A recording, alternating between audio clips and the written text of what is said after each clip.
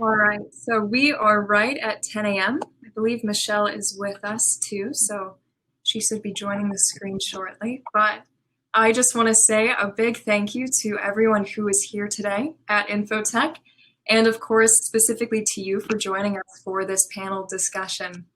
I want to also thank my 4 panelists. It has been amazing to get to know each of you over the last few weeks. And we're extremely grateful to have you here this morning to share some of your thoughts and experiences. So we will begin with introductions.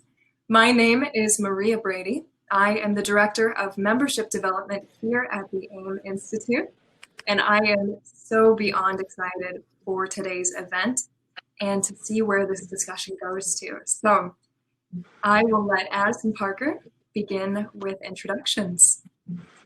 Hi, everyone. I can't see you, but I'm glad that you're all here.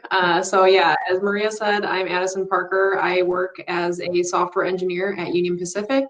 I've been at the company for about 4.5 years, mainly supporting the financial department at Union Pacific. So that has included costing, revenue accounting, and now I'm the full support for the real estate department.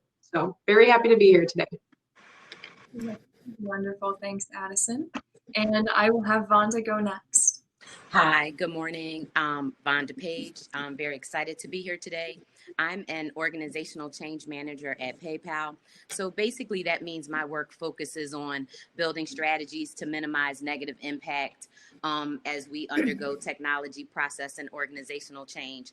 And also I'm a member of the 2021 Advanced Tech Leaders Academy class here at AIM. So I'm really excited to be at my first Infotech conference today. Wonderful. We're excited to have you all the way from Oregon too. Goodness. All right. And next, let's have Jessica Berry. Sure. My name is Jessica Berry. I lead the software development and integration team at Conagra Brands. I also am in charge of our IT intern program. I've been at Conagra for about 10 years now, and really excited to talk to everyone today. I participate in with the Nebraska Tech Collab, the K through 12 committee on how do we get younger people interested in technology. So women in technology and reaching our community and kind of the younger participants in our community and getting them excited about tech is something I'm super passionate about. Well, I love to hear it. Thank you so much for being here today. And finally, we have Michelle Wingard. Good morning. Welcome to Infotech 2020. Definitely excited to share some time with you guys this morning. I'm Michelle Wingard, CEO of Dynamo, and our company, we are actually on a mission to transform the way value is created in the field of technology services.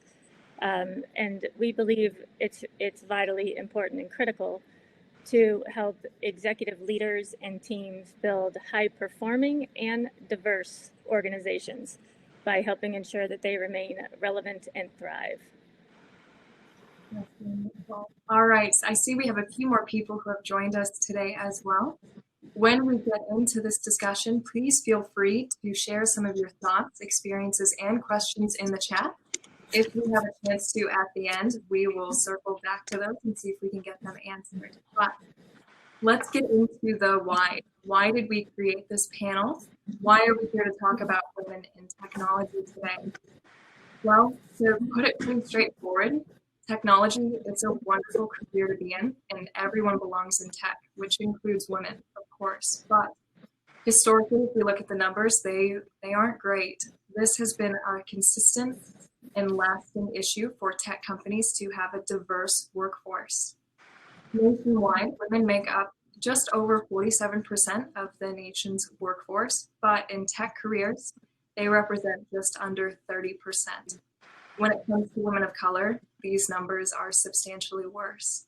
They represent just 3% of technical roles, and they're almost completely absent at the leadership level. So part of the solution is to talk about the problem, to learn from others, to learn from experiences, and then to also brainstorm some ways that we as organizations, we as team members, can provide avenues and be a good support system for the women around us and for the next generation of women to join us in the technology sector. So again, I'm so grateful to have these women here to share their thoughts and experiences, and we will dive in. So, for our first question, what do you wish your colleagues knew about being a woman in technology, and how can they help and sometimes hinder your work?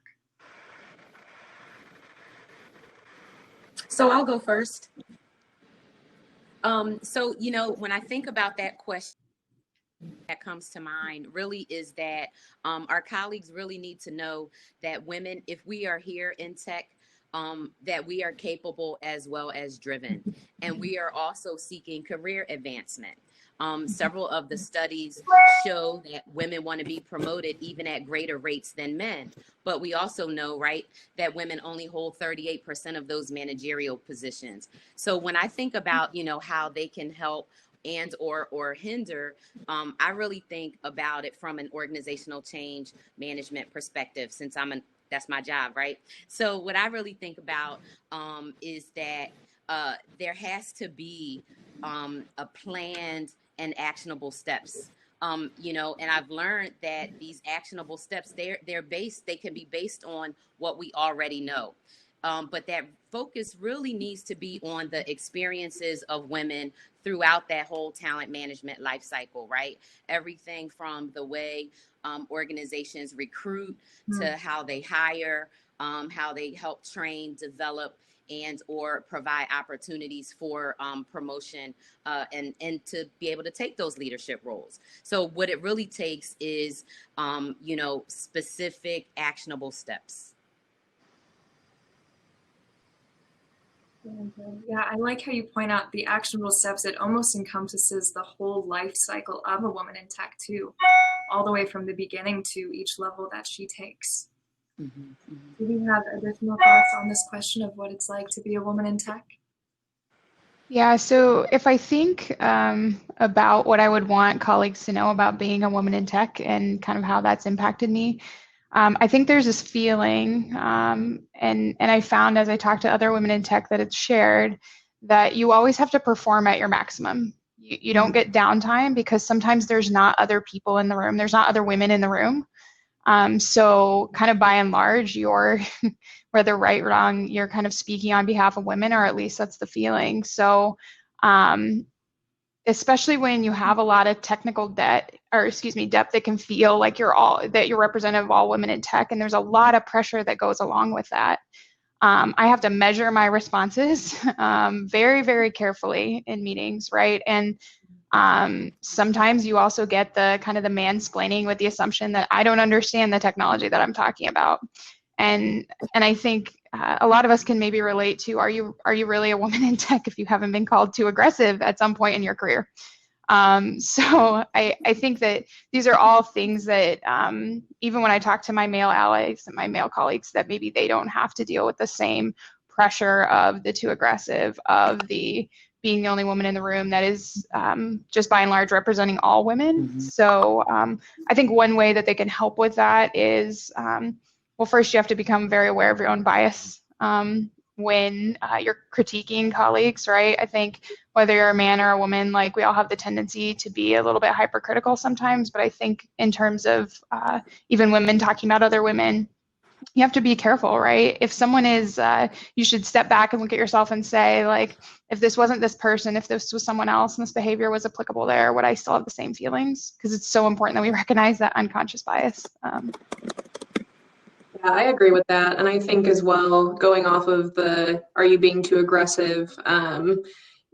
I feel like at least when men do that, it's like, well, they're driven and they want to make decisions and they're decisive. And I feel like sometimes people think like, well, a woman she's getting emotional about this and she wants to have it her way. And so I think, I haven't really had to deal with that a lot, but I do think, there are some things that I grew up in a certain community, and so I know that I have an unconscious bias towards some things. And so I think just understanding what that might be helps, because I've been in situations too where there's a super driven woman that I work with who is my business partner, and it's like, wow, she's really coming forward with a lot of this stuff, and she's, she knows what she wants, and that can come off as, a little off-putting to some people. And I especially think that there could be that unconscious bias that people do have that they're not aware of. And I think once you do look internally and kind of try to unpack that a little bit, it does make more sense. It does help you in those situations to realize, like, no, it's not her being aggressive or emotional. She's just wanting something exactly like somebody else would want. So I would agree with that. Mhm. Yeah, I was going to weigh in there. I think it starts with giving yourself permission to be different than the world thinks you should be. And I think that that makes it's really hard to do if you don't have a vision for yourself. So no matter what you do, and as they say, if you're going to do anything successful or ever put yourself out there, opinions are of the many, but they're just opinions. They're just, they're not facts. And so I think we know that the facts and the data are not in our favor yet, which is why we're all here, because we all have to do our part to do something about it. But at the end, I think it does start with a vision for yourself, giving yourself permission, and then understanding, again, opinions are of the many, but it doesn't make them facts or accurate. That's a great perspective. Thank you all for sharing your thoughts and really kind of pushing upon that unconscious bias that we have too and how that can affect the day-to-day work. But Michelle, you had a perfect lead into my next question, so thank you for that. So moving forward then, how have you specifically made the case for gender diversity within your organizations? And what do you think are some of the more effective strategies for developing diverse teams? I'll start with this one. I think on the strategy side of the house, I think that getting involved in communities or colleges, universities early helps. I think getting involved with programs that help bring people who are diverse into tech is great. We've had a program that we've ran at Union Pacific called Girls on Board, where we bring in middle school girls into Union Pacific, and we teach them about the operation department and the IT department and some of the other departments that we have at UP. And I think just getting some space and getting some time with those people helps a lot, because people can see me and it's like, I'm not a man, I'm not a white man in tech. I look like you. I may have had an experience like you as a young girl. I was shy. I was weird as a middle schooler. So I think just being able to relate to those people and help show them that they do fit in here and that they can fit in here if it's something that they want to do. I think that is huge. And I think that needs to continue. Because I know people do it today, but I think that just pushing that and continuing that at all ages and at all different experiences in people's educational careers, I think helps with that.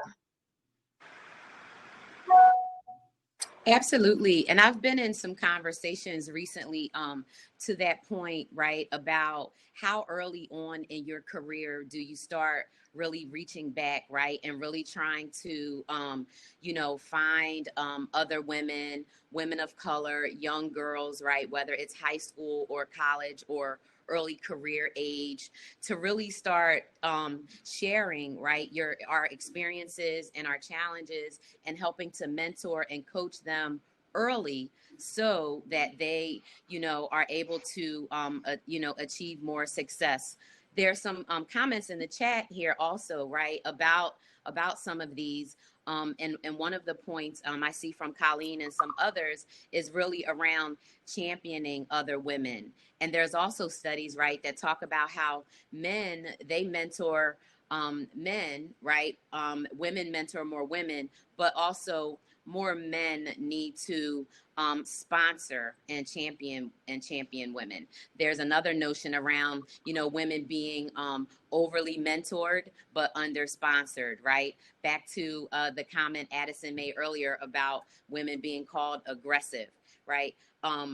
Someone shared with me, I think it was my coach, Amy C. Wanaker, that when a man is considered a disruptor, that's a good thing. But a woman, we're seen as disruptive, right? So these are all things that to be aware of and to, really focus on. I love that. I heard something recently. They were talking about how the conversations for dads have, when you're talking about men and doing more, how conversations around the dinner table for dads with daughters has changed. But that conversation has not continued in the boardroom.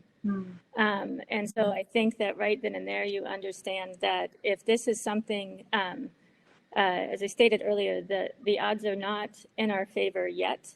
And it does start with having those structures around to better help support that. So it starts with a focus on this diversity day one, and not just hiring for culture, quote unquote, for your organization. Because when you do that, and culture is certainly extremely important, don't get me wrong, but it does limit the diversity, right? And so that does limit the innovation, that does limit the level of creativity.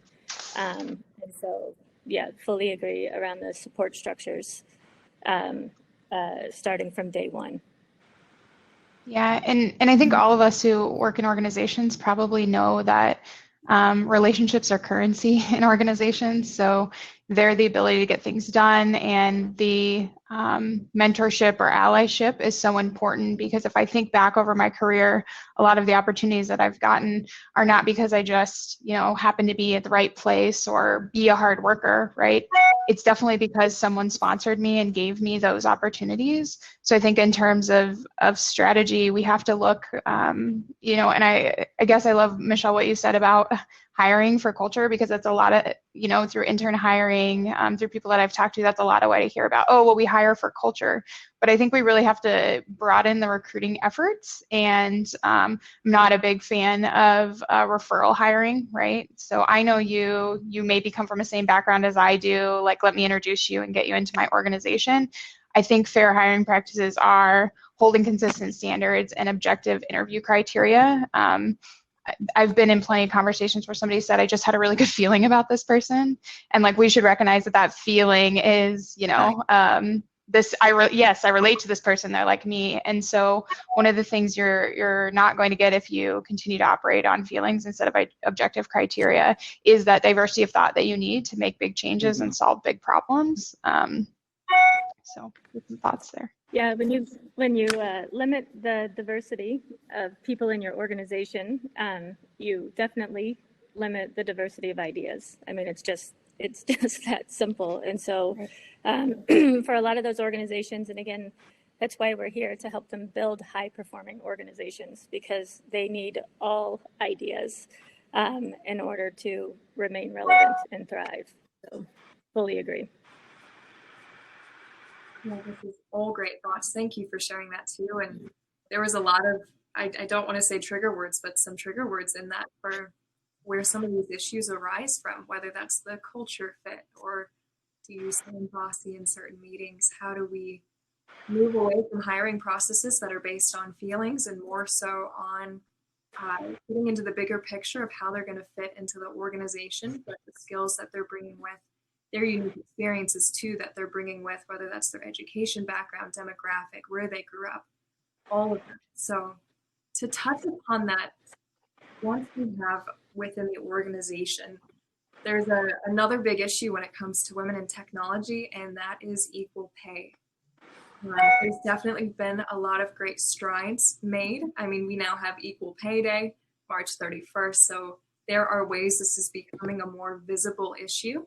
But I'm curious to hear your thoughts, not only on if you've experienced something of this nature, and also how have you advocated for equal pay for equal work within the organizations that you've been a part of? So I'll share like a personal story. When I was right after I was coming out of my internship, they had done like a bonus pay structure for interns that were being hired on, and my colleague, a male colleague, and I were talking, basically the same amount of experience, and he had shared with me that his bonus percentage was about 50% higher than mine. And I think at that moment, I think we all hear like, oh, there's a pay gap, right? And I think in your world, you like to think like that wouldn't necessarily happen to me, right? I work hard, like I show up, that wouldn't happen to me. And when you find out that it happens to you, it really pisses you off. And I think then when you move into a leadership position, like you have those foundational feelings and those foundational experiences to understand that like I think as leaders, as female leaders, as male allies, you have to take a look at the power that you hold where you sit and say, how do I ensure that this doesn't happen on my team, right? How do I make sure that when I see this happening with colleagues, and that takes a lot of courage to stand up to colleagues and bosses and kind of people who have set this foundation for a long time and say like, hey, I don't think that's fair. And I think honestly, we should all be advocating to pay people as much as we can for the work that they provide us, right? Just as we would hope that someone would do for us. And I think part of it too, to your point, Jessica, really is around transparency, right? So you would have never known that your colleague bonus was 50% more than you if he hadn't been willing to share that. So I think that there's a level of transparency that could be provided, right? So that people know, because when things are in secret or when things aren't transparent, that's when, that bias and that inequity can really occur. So even if, it's not, an exact, I'm not saying companies should send out an email that has everybody's name and salary on it. But for example, if you listed out the range for this job is, XX to XX, then everybody knows if you go to apply for a job, this is the range. You would be at the low range if you were a recent college graduate, but you'd be at the high range if you'd been a working professional in the field for 10 years or more. And so I think transparency and overall equity around what does that look like, because there should be some standards in there, right? Some standards that say, if you have this education, this certification, this experience, this is what you're paid. And it literally doesn't need to be more than that, right? So Michelle shouldn't make more than Ron, right? Or Vonda shouldn't make less than Mario. So I think transparency is a really simple thing, right? That companies could do, and that would really go a long way to addressing that gender pay gap.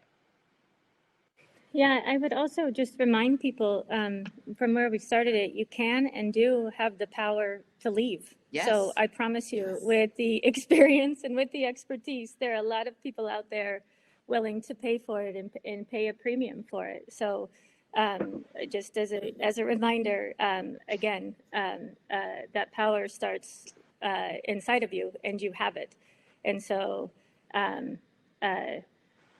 certainly not misusing it under any stretch of the imagination, or giving anybody any type of ultimatum never works. But if you truly do not feel valued for the work that you're producing, or that your contributions are having an impact, they don't align with the vision that you have for yourself, I promise you there's many opportunities out there that in many great organizations that are paying top dollar and premium for those expertise and skills.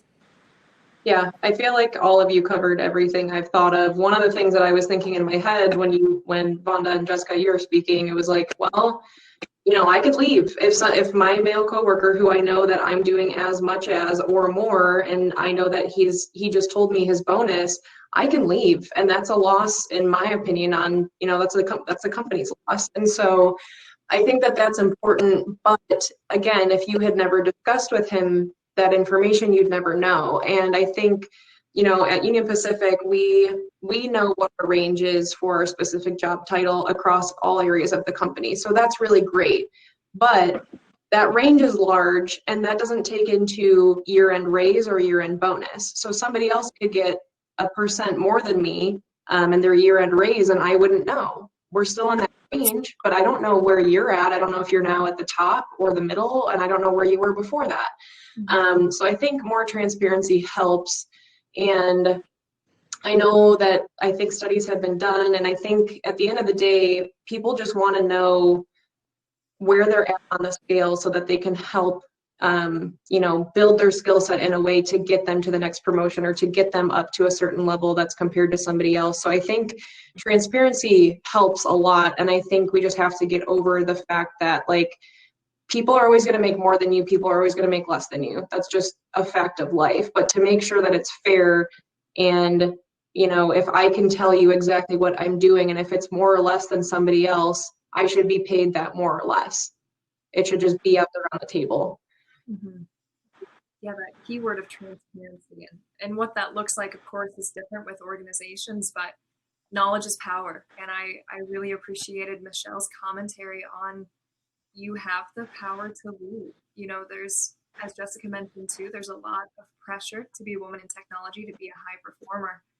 And if you're in that and you don't feel like you're being compensated and really appreciated for it, you do have that power in order to make changes. But that's a scary thing to think about though too, especially in today's economy and some of the opportunities that we have ahead. There's still a bit more nerves around that. And really it was from that comment that I began to think about another aspect that is a fairly common conversation when it comes to women in tech, and that is dealing with imposter syndrome.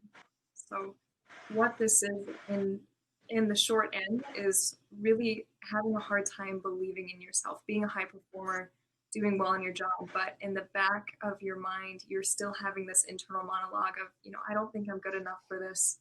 I don't think I'm supposed to be here. I don't think that I am here to be equal with my other coworkers. So I'd love to hear if you or some women around you have experienced this, and what are some ways that you've been able to encourage others or to lift them out of this mindset?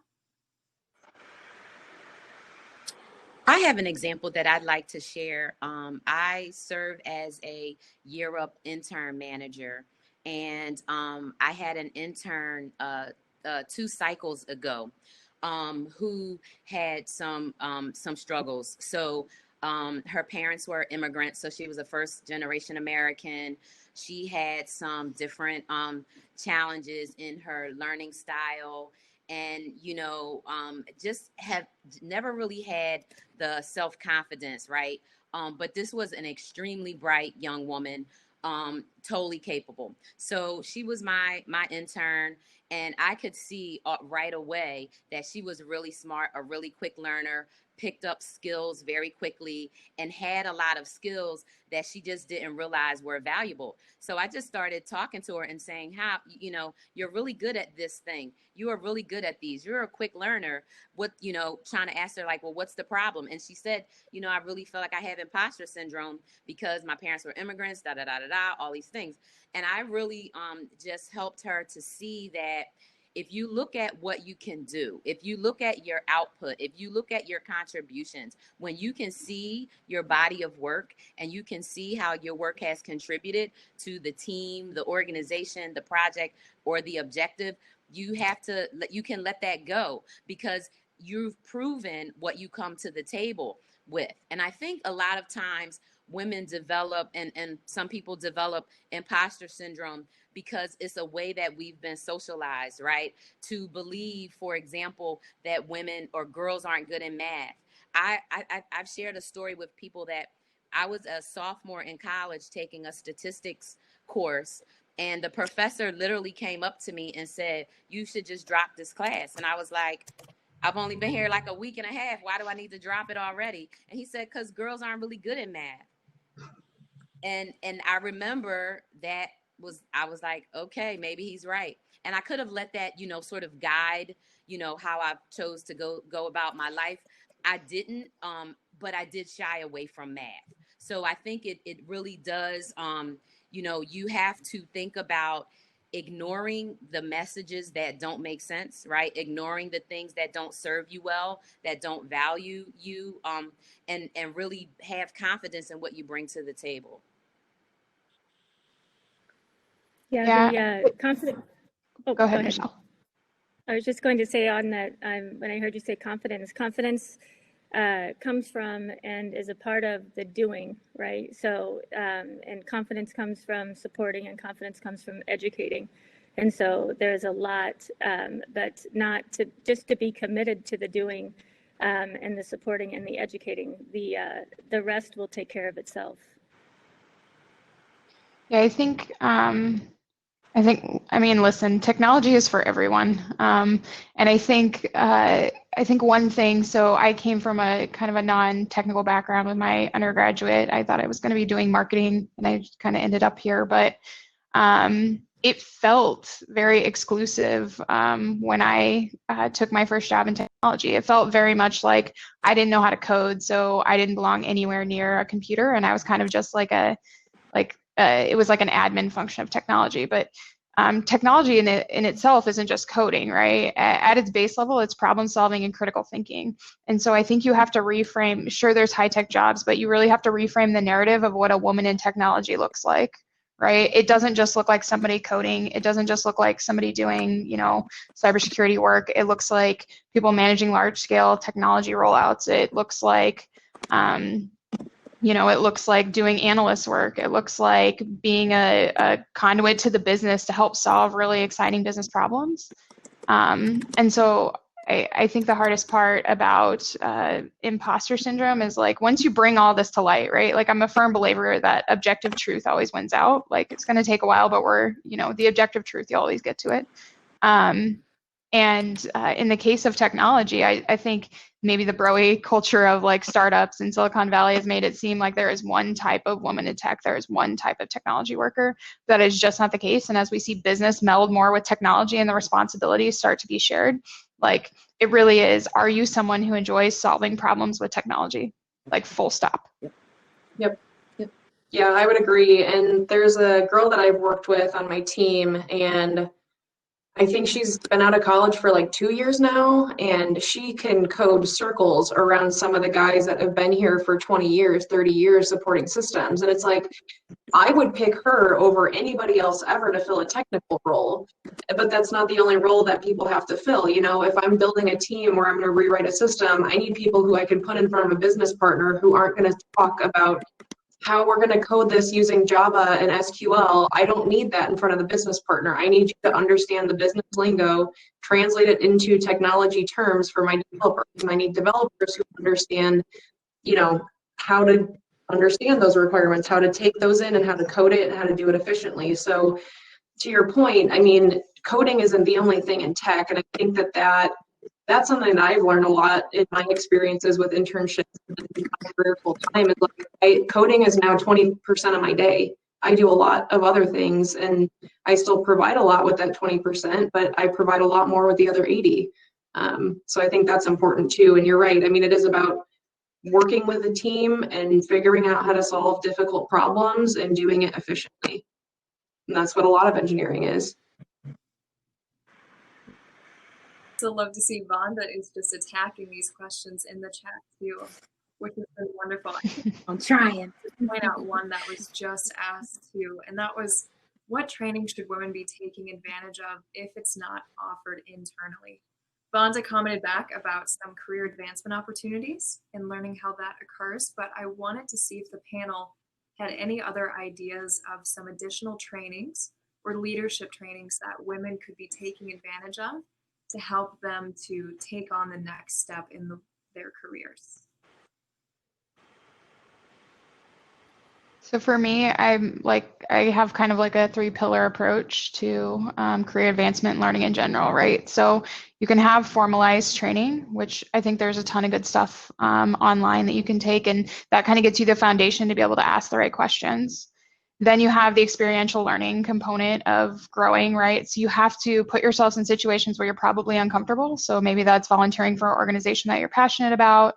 Tons of opportunities to volunteer to help young women and girls learn more about technology, right? And start understanding, like stepping into your leadership without having like direct accountability for reports.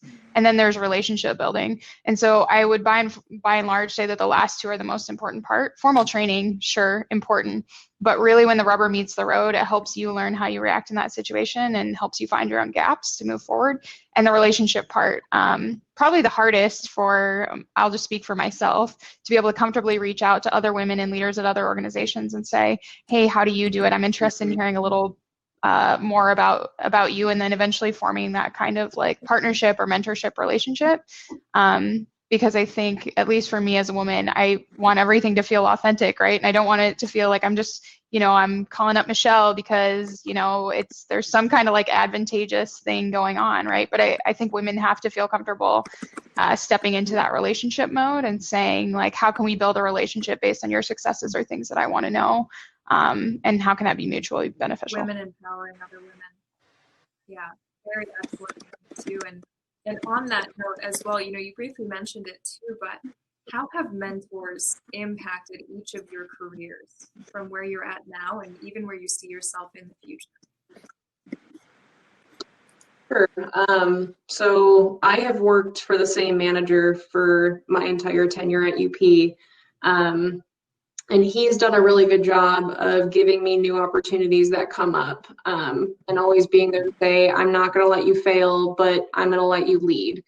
And I'll step in if I need to. And I think that that's been huge, because I think you do learn a lot that way. And I don't have success stories on every single project that I've done. I've hit road bumps, and we talk about it, and we talk about how we could not have it happen in the future, how we could do it differently in the future to not get to this point. And I think that that has helped out so much. And I just think that having a mentor who is able to help give you those opportunities and help you meet other people within your organization helps a lot, because, I've worked with many different business partners since I've been here, and I could have been put on one project and I could still be on it. But I think he's done a good job of setting me up with, we're going to get you onto this project, and I think it's going to take about 1.5 years, and then we can get you onto this new one with new people, whether that's new business partners or new people in IT. So I think that having a mentor who can help you meet other people is huge, because once you start building that network, there's more people that know what you can provide and what you could bring to the table. And they might be the one that says, I want Addison for this next project because I know she could fit this role really well.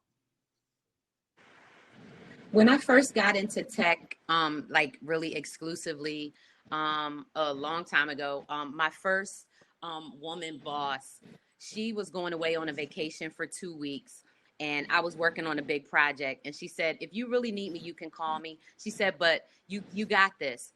And she gave me some advice, which actually is a quote from Grace Hopper about it's better to ask for forgiveness than permission.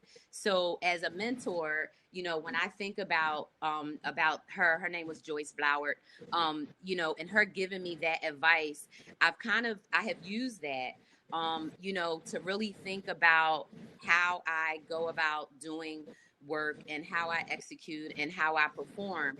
And if you are really focused on working, to the best of your capability and doing the right thing and making the right decisions on behalf of, your team, your company, your organization, and you're coming to the table, right, with the experience, talents, and skills to do the work, then you should do that.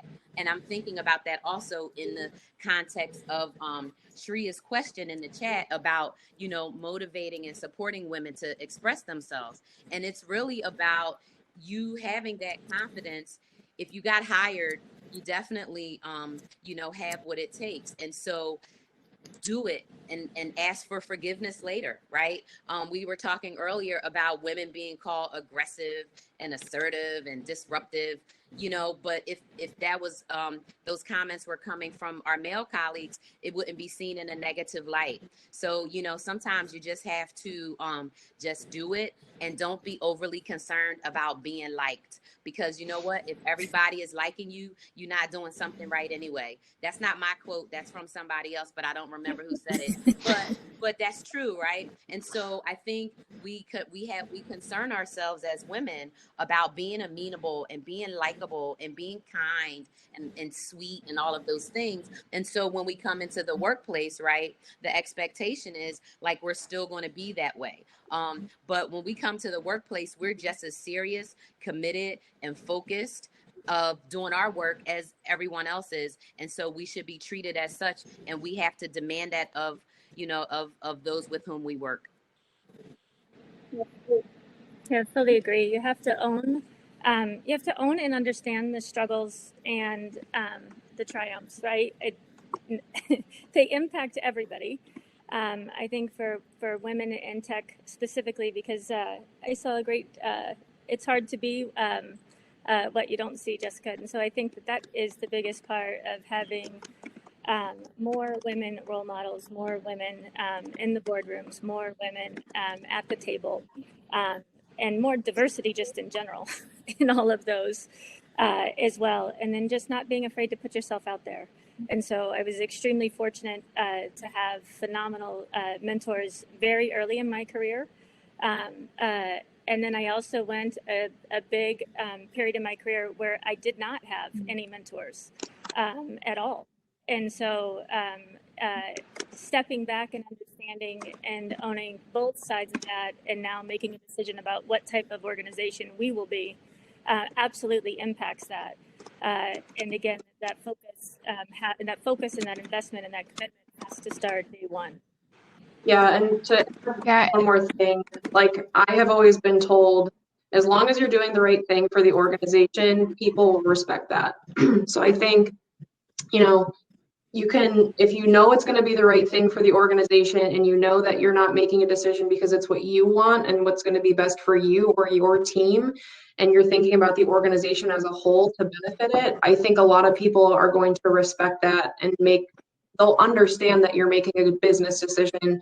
So if you know that that's what the right thing is, don't always ask, don't wait to raise your hand. There are opportunities that are going to come up that you're going to see and realize that are going to add value. And if you don't bring that up, who's going to? So I think that that's important to remember too, is as long as you're going to do the right thing and as long as you want to help your team as a whole and your business and organization, I think that that's all the confidence that you need to do the right thing and to speak up and make sure that your voice is heard at the table. Mm-hmm. We're getting down just to the last few minutes, and so I want to first thank each of you for sharing your thoughts and experiences. We've covered a lot of different topics, some of which are personal to discuss, especially in this setting, and this has been incredible. The chat too, I mean, Vonda, you are on top of this, and I love it. We have just a few minutes, and I would love to give each of you a moment for some closing thoughts, whether that's on a question we have today, or just as a whole for what this journey has been like for you and what you hope this journey will be for others.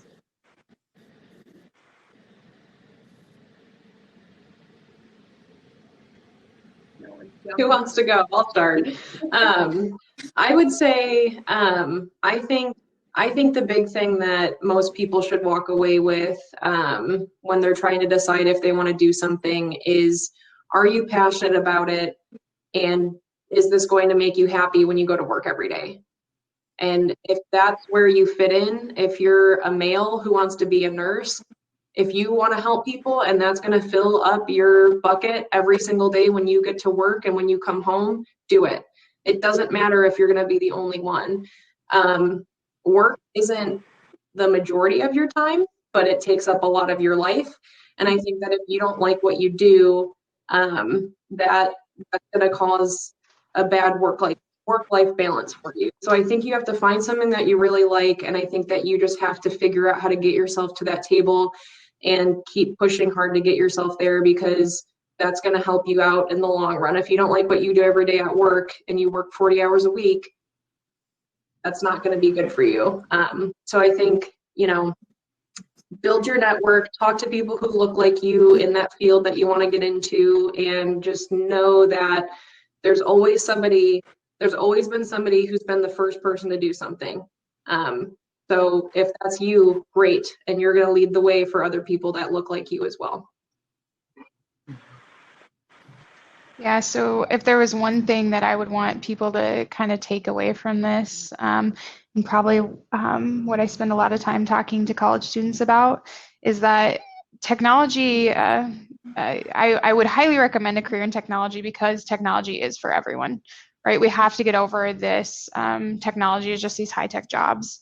And what's so cool about working in technology, and I think this applies to both the tech sector and if you work outside the tech sector in a tech-based job, is that you are integrated in every fabric of the business that you support. So if you work in if you work in HR, you primarily focus on HR. You work in finance, you're primarily focused on finance. If you work in information technology, you get to kind of run the gamut of everything that business does, because technology is so integrated in every piece of a business and the way they're moving forward. So the people who say, I really want to make a difference, like, technology is absolutely the way to do it, right?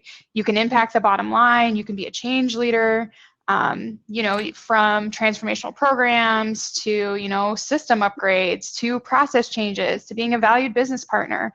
Like, there is a place for everyone in technology, whether you code, whether you do cybersecurity, whether you like this, you know, maybe the business relationship management side of it, and everyone should feel that this is a home for them, no matter their background. Yeah, I would say that demand for technology skills, I know, is growing. Some of the studies that I recently read, as much as 90% over the next 15 years. So there's plenty of room for everyone. And as we saw, there's some really big problems that need help and need solving. And so being a woman in tech is a badge of honor. So wear it proud, wear it loud, and yeah, I mean, just don't hesitate to put yourself out there, and just start doing, right? Again, that's where the confidence comes from.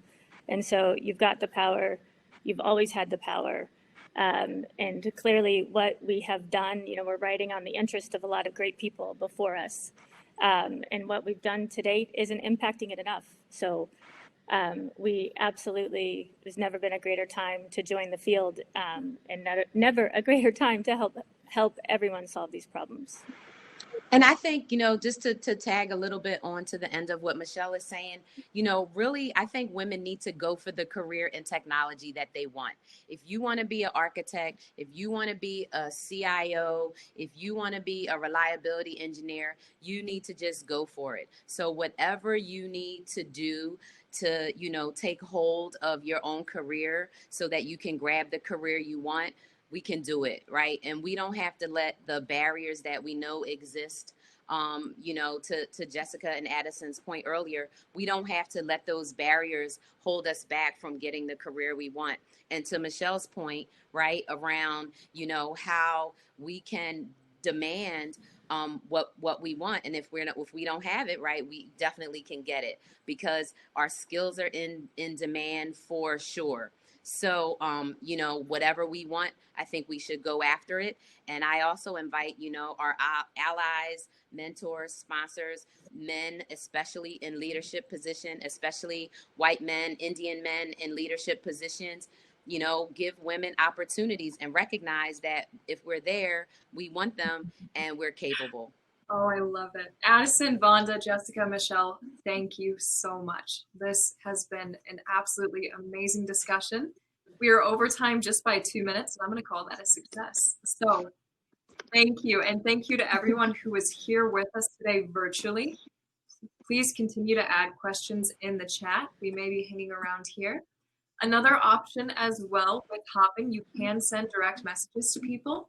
So if you would like to follow up on any of these conversations, please do so. But again, thank you so much. Thank you to these women for being here this morning.